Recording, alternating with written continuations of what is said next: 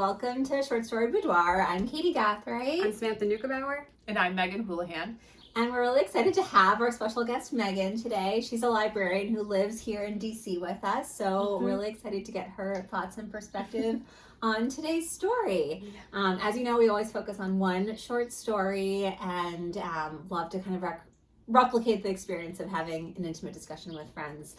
So we hope you enjoy, and I'm going to turn it over to Samantha for the summary of the story. Yes.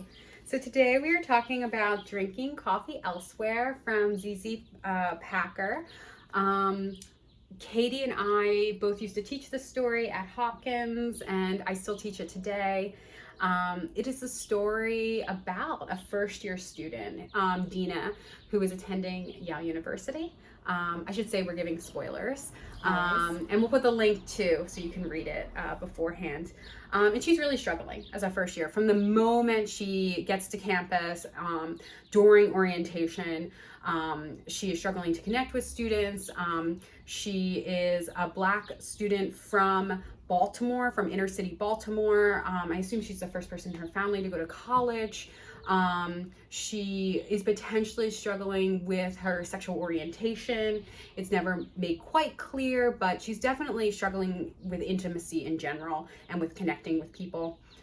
She gets in trouble for making an outlandish statement during orientation. And she is sentenced to having her own room for the year and to seeing the school counselor, right, for the year. And during these kind of early weeks of school, she meets a friend, Heidi, and it's kind of unclear from the beginning Heidi's sexuality as well. Later we find out that she does come out as queer, and their relationship is, I think, never kind of consummated in, you know, the traditional sense, but they're certainly extremely close. They sleep in bed together, they spend all their time together, and then they sort of have this falling out late in the story. And then when their sort of year is wrapping up, we find out that Heidi's mother has passed away, and Heidi has asked the school to let Dina come back with her to Vancouver, where she's from, for the funeral. Around the same time, we learn that Dina's mother had also passed away as well. But Dina doesn't share this, right? And Dina ultimately ends up not going to the funeral. And it ends on this note where Dina has sort of failed at her opportunity to be intimate as a friend, as a lover, as kind of anything really, with people who have given her a chance. And we don't really know what's next for Dina. So I think that's a good entryway, we think? Yeah, okay, good. So I think Meggan's gonna kick us off with a question. Yeah. So I used to work with college students a lot, and I miss working with them. And so Samantha, I would like to know, what do your students love about the story? Is it the theme? Is it just the first year college experience? What are they able to really relate to? Yeah, I think that what's wonderful about this story is that Dina's struggles are very intersectional. We're not getting, I go to college and I am having kind of this singular problem, and if I solve this singular problem, I will be okay. There are issues of class and race, of death, of, maybe just personality issues. There's so much bubbling under the surface. It actually makes me think a lot about, do you remember during the Tokyo Olympics when Simone Biles said, she couldn't perform her routine because she had the twisties, and she couldn't feel herself in the air. That's what I feel like Dina is experiencing when she is a first year at college. And I think for many reasons, it's not just because you're maybe a first generation college student. That's what it feels like, actually. You have always been good at school, and Dina has always been good at school, and now she's not for some reason. And so I think my students, no matter what their background is, really relate to that. What about you both? Yeah, I think that's like really well said. I also think there's something really satisfying about, for lack of a less cliche way to put it, like the showing and not telling in this story. Like, I do think that there is not a lot of like narrative interpretation, and yet, but like Dina's kind of always saying something pointed or not doing something pointed. And so I do feel like at kind of every juncture of the story, there's like a moment to be like, wow, I can't believe Dina said that, or I can't believe she didn't, you know, seek out Heidi, or I can't believe she wasn't a better friend, or I can't believe she retorted to her therapist that way. And so I think there's a lot to react to, but like we're allowed to do that reacting without a lot of like, you know, interpolation with the narrator. Yeah, and she's just such a strong narrator. And as a first generation college student, as somebody who did and probably still does use isolation as like a deterrent and, you know, a safety measure for myself, I think that it's nice to see that when you go to college, it's different, right? Your life suddenly changes, and here you are, and it's great to be with this person who is strong, it is smart. And whether you think, you know, Dina's doing the right things at all times, she's doing what she wants, you know? And so that is a little empowering. Yeah, I like the idea too that you mentioned that she's intelligent. Like, despite the story being really heavy, there are like all these moments where like she's kind of showing off her brain a little bit. And like 100%. College students want to be around people that are smart, right? They want to see themselves in Dina, I think. She's a great hang as like a reader. Right. Like you can see how like maybe people in person would struggle, but like from the like perspective of not having to like you're like, oh, I love your brain. Totally. And that's why like I'm interested in the like the humor in this story, because I think that she's so funny. Like especially in the beginning, like her wit I think is so astute in the way she observes the other people in that orientation class and kind of spares no one, right? Like even the way she describes the other Black student, I think is so funny, and the things people say and how ridiculous they are, and how like absurd kind of like the cast of characters you meet is at college. And I think we all do relate to that, where you're just like, oh, you're just walking around acting like that, okay. And but I think that like humor is also just really fun and probably something people enjoy about the story. But I'm also interested in the fact that like I feel like it's really front loaded, the humor in some ways, and like I think you feel Dina's wit and intelligence throughout, but I think the like humor slips away a little bit over the course of the story, and I feel like the second half is much like heavier as we like deal with the dissolution of her friendship with Heidi, and like we learn a little bit more about her mother, and sort of go to the end where like there is no like neat redemption, right? And so I'm curious, I don't know if you guys experienced the humor arc in the same way. Do you want to go first or me? I mean, I was just going to say that, you know, it just got so heavy and dark, and you learn about her mother and her father and Heidi, and I think that was probably the author's intention. You're thinking deeper, you're thinking more about Dina, and you know that last moment, you know, it's not funny, there's no humor left. She's still there by herself, she's isolated. I agree, and I think that what's fascinating to me is, except for the dissolution of her friendship with Heidi, all the tragic events in her life already happened when we actually met her in the beginning. And it's almost like we have been Dina'd out. We have been pushed out in the beginning. And so we get to experience what it's like to meet Dina without knowing the baggage.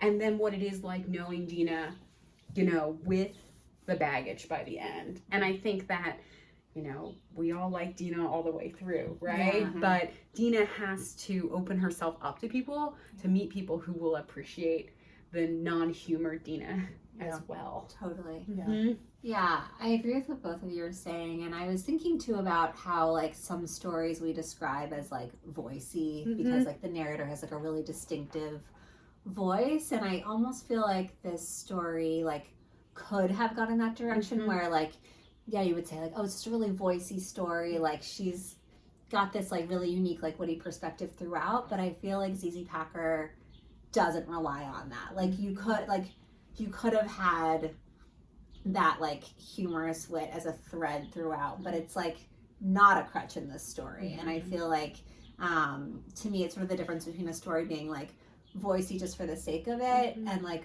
voicey to like really let us know who a character is when you don't know her baggage versus when you do at the end, like you were saying. So yeah, I feel like that's like, it's something I'll think about with other stories that have like a really strong voice. I think. And I like that you say that, because I actually think maybe the voice lends itself to the timelessness of the story, like for our students and for ourselves, kind of thinking of ourselves reading it at 18 or 17. And a lot of those stories with voices, I feel like the kind of slang they use or something like sets them up in such a specific time, and it almost doesn't end up working years later because it's not as funny or something. It just feels super dated. But she doesn't actually rely on kind of trendy language to be funny either. Like with less her voice. capture in the rhyme. More Exactly, like exactly. So the thing that I was interested in this story is we're moving from scene to scene very fast. There's a lot that happens in the story. It's about 20 pages, I think. But we never actually get a scene in a classroom. And this is the first year of college, and I completely believe that if the author wanted to insert a scene there, that she would have. I don't think it's an oversight at all. I think she evaluated the situation maybe and realized that there was nothing to add there. But I guess if there was nothing to add for Dina's experience for the year in the classroom, what does that have to say maybe about the first year of college, either for Dina or for maybe in general what we think of students in the first year of college? I guess what I'm asking is, how did you read that decision? I know. I'm laughing because I also worked in the cafeteria my first year. I spent a lot of time there. I spent a lot of time reading, and not always, like I read what I wanted, kind of like Dina. And maybe that's part of that first year experience is to figure out who you are, and maybe it's not always about the classes, unfortunately. I don't know. These relationships that you build, how you interact with people, letting them in. I do think it's sometimes like later on in college when you found your like groove that like you're able to be like, oh, classes, right? Like focusing on that. It's interesting. So I think you could read like, if you see the lack of like a classroom scene as like Dina's choice as a narrator, which like you could say it's Packer's choice, but if you see it as like Dina's choice to not talk about that, I think it could be one of like two reasons. Like one, like she's getting D's and she's not used to it, so she like can't even go there. Like that's a real like that's just like something she can't like handle. Or it could be like actually the classroom is where she feels like she still knows her identity. Like she knows what it means to be a student, and like even if she's not doing well in her classes, like that part she's not struggling with, like what it means to sit in a classroom. And so maybe it's like not salient to this particular story for that reason. But I think it's interesting. I think that I was thinking back about my first year, and I was trying to mentally make a list of every memory I had in a classroom. And honestly, it was 6. It was 6. And there were very specific things. And a lot of them were, I've read about like, cognitive social theory that learning is both like social and instruction, and a lot of them were like kind of social based, like a memory of like a student saying something just brilliant and me being like, how do I become like that? And like those kind of things. And I guess I really like this idea that what you're saying, Katy, that it could be super positive or it could be like very negative, and it's just like kind of a different kind of negative than the rest of the story. But I do think it's really fascinating to think about how, when you're teaching this story, especially with students, you're in a classroom teaching it. I don't think I've ever had a student bring that up. So I don't know. I just and even love it. It's like, of course, why would you talk about classes? We're in the class now. It is something you should bring up, though. I will, think definitely, next time. Yeah. Next time, for sure. I'll report back. All right. So I really liked, or I really related to Dina. She protects herself. She isolates herself throughout the story. And, Dr. Rayburn said, like, she puts out these lies like apples. And so I thought, like, in the very ending, the very last paragraph, when she's thinking about a positive interaction with Heidi, is she finally giving herself like an apple, or I don't know. It ends on this positive note. We like we said, we started with the humor. It gets very dark, I feel like, and there's a lot of exploration, but then there is this moment where, you know, what's next? Could something positive happen? You know, I don't know. Yeah, I mean, I think it's a great question, and I do think something that's really like lovely about this story is we don't see that moment in the future. We don't see like Dina's future, but I do think like a like mental shift of being able to imagine something like that is actually huge, like in the space of the story. And so like I do think that is meaningful and like a good omen, and like I think it's almost like saying like that's the whole game, is being able to imagine something good happening to you and wanting that kind of like intimacy to even occur. And it might be like years and years before like she can like act on that or like that happens, but even if it's not with Heidi, but just that perspective of that. Maybe next time someone knocks on the door.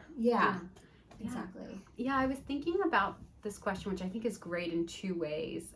First is that I feel like this is what the short story is for in a way. Like, I think that we're always questioning about, you know, what is literature for, blah, blah, blah. But the short story itself, I think, can show almost this minuscule dial turn in a way that like a movie or film, it can't, that wouldn't carry it. It would get like swallowed. Yeah. Absolutely.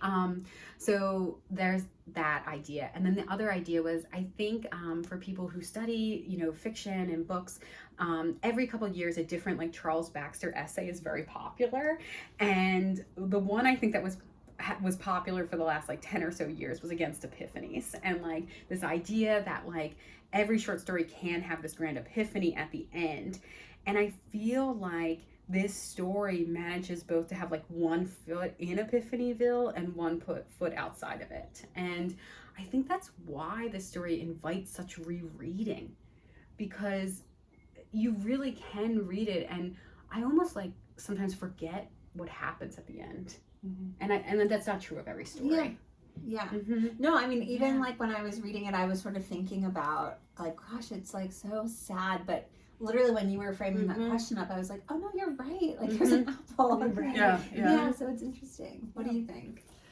I mean, I hope so. I'm a very positive person. But yeah, and just thinking about what you said, Samantha, I just really like it that maybe that one foot is out. I don't know, maybe we don't need to know. No, I mean, I think it's a masterful story because you can really read it as dark. You can read it as that she does not go back to school, which I find to be a dark story. That, you know, I see the hair salons, I see kind of the anti-intellectualism maybe that she's surrounded by, and that is so unfortunate for someone like her, you know? That's horrific, actually, I think. But yeah, she might have a course that she takes that's somewhere in the middle. Maybe she ends up enrolling at like a near local school, and then there's just so many options with this story. It's so big. It is really big. Well, I'll transition to my favorite line because I think it like speaks to some of these themes, maybe in the way that like I think so many lines from the story just do kind of hint at that expansiveness, right? But so this is towards the end, and when this one we were kind of talking about when Dina's sort of like reflecting on this like different paths that could happen, right? And she says, I'd be visiting her at some vague time in the future, deliberately vague, for people like me who realign past events to suit themselves. I think she's talking about Heidi, visiting Heidi there. And there's like such extreme melancholy in that line. Like, I think reading that, I was like, wow, like that's just so, it's so like melancholic, really feels like the word to me. And the way she's kind of constantly like undercutting herself, like deliberately vague, you know?